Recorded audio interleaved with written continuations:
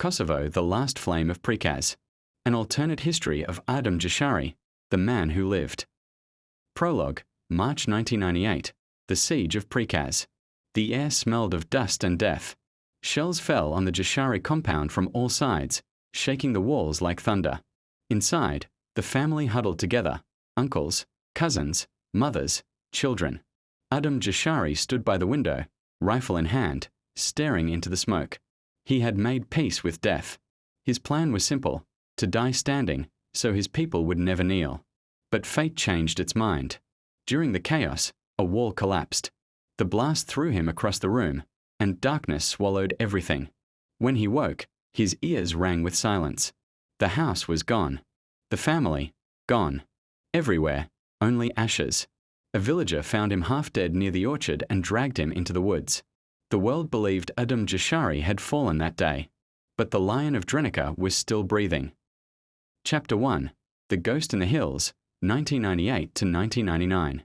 He hid in the mountains of Drenica, wounded and broken, watched over by a few loyal men. Every night he heard the echo of his family's voices in the wind.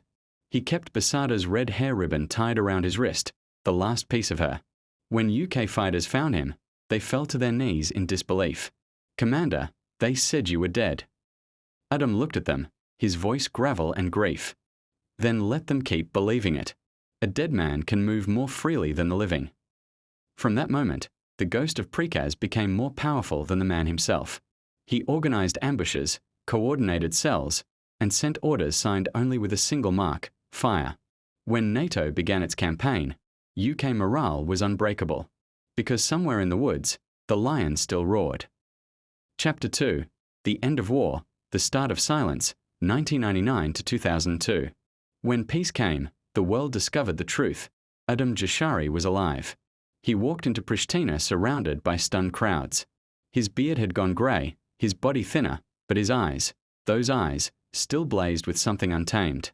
Reporters shouted questions. "Commander, how did you survive?" He answered only once. "I did not survive. I was sent back to finish mourning." He refused government positions, money, or power. He visited every orphanage, every ruined village, kneeling in silence before the graves. People expected a speech of triumph. Instead, he gave them a warning.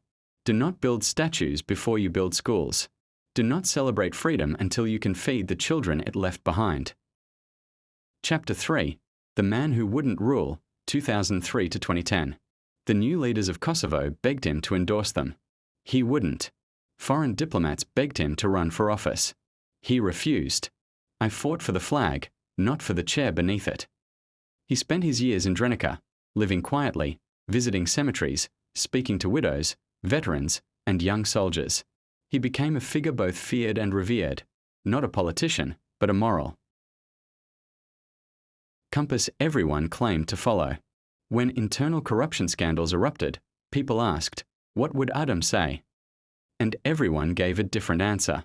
He had become what he never wanted, a saint made by rumor. Chapter 4.